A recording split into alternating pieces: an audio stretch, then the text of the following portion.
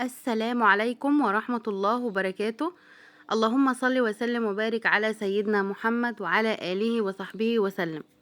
ازيكم يا حلوين؟ عاملين ايه؟ يا رب تكونوا بألف خير، وكل سنة وانتم طيبين وبألف خير يا رب. زهقنا بقى من اكلات العيد وزهقنا من اللحمة، حابين ان احنا نغير وناكل حاجة تانية باسلوب جديد وبطريقة جديدة وهتخلي ولادك يحبوها جدا جدا. ولو عندك اي اطفال مش بيحبوا ياكلوا الفراخ كنساير كده، هنقدر ان احنا نعمل لهم الفراخ بشكل جديد وبفكرة جديدة وفي منتهى الطعامة، وهياكلوها وهيقولوا لك منها عايزين من الصنف ده على طول. احنا النهارده معانا كفتة الفراخ، احنا هنعملها بطريقة لذيذة جدا، وهنعملها مقلية وهنعملها كمان مشوية. طبعا بكمية صغيرة جدا جدا من الفراخ. انا معايا هنا صدر كامل من الفراخ، يعني فرخة بصدرها كامل.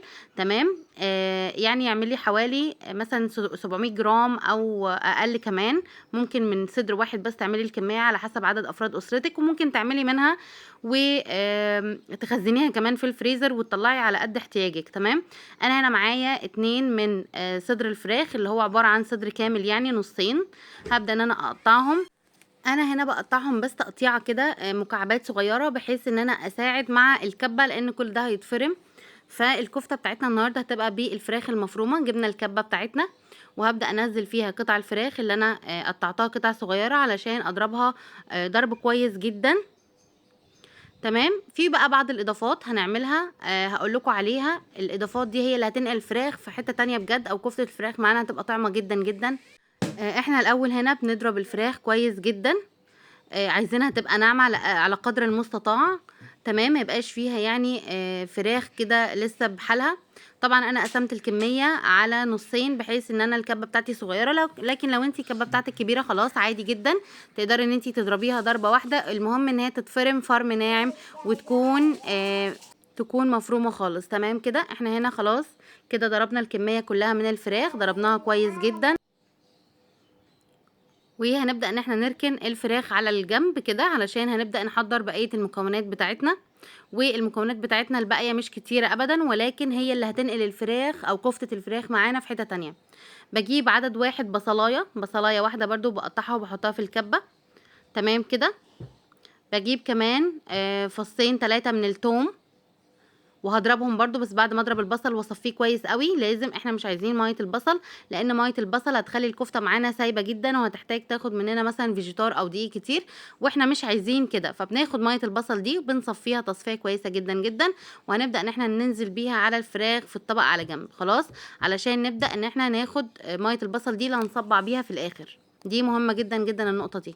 تمام. انا هنا خدت شويه من الفراخ بالبصل، وهبدا ان انا احطهم في الكبه تاني علشان اخلط معاهم كميه التوابل بقى مره واحده. انا هنا كان عندي بحب قوي توابل شوربه الكريمه دي، حطيت منها معلقه. طبعا انت اي توابل تقدري تحطيها، ممكن تحطي توابل مثلا كفته، تحطي توابل مشويات. انا حطيت هنا توابل الشيش طاووق من ماي واي، انا بحبها جدا. حطيت كمان فلفل رومي احمر. تمام. علشان يديها برضو لون حلو في الاخر، ويبقى باين كده في الفراخ، بيبقى شكله لذيذ وطعمه لذيذ جدا، وطبعا قيمة غذائية عالية جدا. وما تنسوش فصين التوم ضروريين قوي قوي قوي. تمام. وبعدين انزل بمعلقة من السبع بهارات، معلقة من المرقة الفورية البودر، وكمان معايا ملح وفلفل اسود.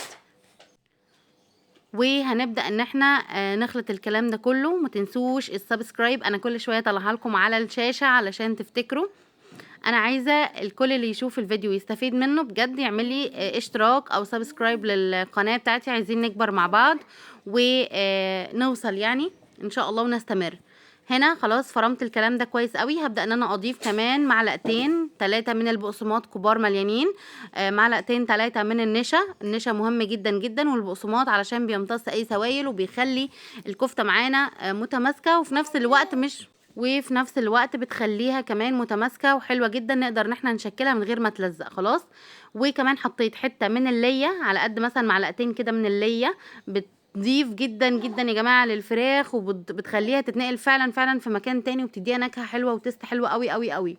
يبقى تاني المقادير معانا علشان ما نتوهش من بعض. عندنا الاول صدر فرخه هنقطعه ونحطه في الكبه، وبعد كده نضرب عليها بصلايه فصين من الثوم، واحد من الفلفل الاحمر الالوان الاحمر، وكمان معانا معلقتين كبار، معلقتين 3 من البقسماط، معلقتين 3 من النشا، وشويه توابل على حسب مزاجك انتي. ممكن تحطي توابل مثلا بهارات فراخ، مرقه فوريه، فلفل وملح، واي نوع من التوابل الجاهزه زي مثلا خلطه الشيش طاووق، خلطه الكفته، خلطه المشاوي اللي انتي عايزاه. هي دي كده مقاديرنا النهارده. وما تنسيش حته الليه، لو مش عندك مش هتفرق، بس هي بتضيف حلو قوي يعني. احنا هنا خلاص طبعناها كلها، عملت لنا ما شاء الله اللهم بارك حوالي 25 صابع او 24 صابع.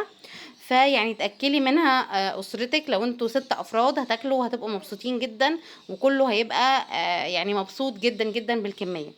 انا هنا هعمل جزء زي ما قلنا مقلي، وجزء هيبقى مشوي، علشان اللي بيحب المقلي يبقى موجود وطبعا مقرمش وفظيع، والتاني المشوي يبقى هيلسي وجميل جدا برضو.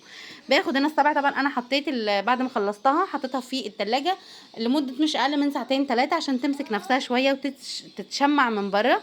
وجبت بقى اللي هو الكريسبي، وجبت عليه وطحنته شويه، وحطيت كمان عليه من البقسماط او الفيجيتار. تمام. وهبدا ان انا احطهم على بعض في طبق من غير بقى اي توابل ولا اي حاجه، احنا خلاص حطينا توابلنا. وهبدا ان انا احط في الدقيق، يعني في الميه، في الدقيق وبعد كده الميه، وبعد كده احط في ايه، في البقسماط بتاعنا. خلاص، دي كده الطريقه الاولانيه بتاعه القلي. لازم احط في الدقيق، ومن الدقيق للميه، ومن الميه للبقسماط. هتطلع معانا مقرمشه جدا جدا وطعمه، والاولاد يعني بصي هيتخانقوا عليها. تمام. هنا بقى انا جبت طاسه، حطيت فيها شويه زيت، وهبدا ان انا اقليها عادي جدا. مجرد ما تاخد لون على فكره من الجنبين هي كده خلاص استوت، هي ما بتاخدش وقت نهائيا. دي هنا كده جبت طاسه تانية وحطيت فيها قطعه من الزبده، وهبدا ان انا اسيحها وتكون قطعه حلوه كده، بحيث ان هي ما تتحرقش منك وتاخد لون حلو. وهبدا ان هي مجرد ما تدوب هنزل بيه الكفته بتاعتنا. وشوفوا انا ماسكاها ازاي ما شاء الله، ولا بتتفكك ولا بتتقطع ولا بتتكسر مني، علشان معلقتين 3 البقسماط والنشا ظبطوا معايا الكلام جدا. وطبعا مش هتحسي بطعمهم خالص، هما بس بيعملوا زي ماده ربط. تمام كده. بس انا هبدا ان انا احطها على الطاسه كده، وهبدا ان انا اقلب فيها بس لما تاخد لون، يعني لما تشد حيلها كده من تحت ابدا اقلبها على الجنب التاني، ونحطها على الاربع جناب بتاعتها. وخلاص على كده. طبعا لو عايزه تحطيها في الفرن هتحطيها، هتبقى جميله جدا برضو، بس انا يعني انجازا للوقت عملتها على البوتاجاز. خلاص، ده كده الشكل النهائي او الفاينل لوك بقى بتاع الكفته القمر بتاعتنا. تحفه جدا، متماسكه جدا، خطيره، وطعمها رائع. طبعا انت بقى لو عايزه تفنني انت حطي لها مثلا قطعه فحم في الاخر. يا عيني على الجمال بجد، اللهم بارك. اتمنى تجربوا الوصفه بتاعتي وتشوفوا الطريقه دي، ان شاء الله تعجبكم جدا، وتكتبوا لي في الكومنتات. وما تنسونيش في اللايك والاشتراك، الاشتراك يا حبايب، علشان هو اللي هيخلينا نستمر ان شاء الله. اشوفكم ان شاء الله في فيديو جديد، ومع السلامه.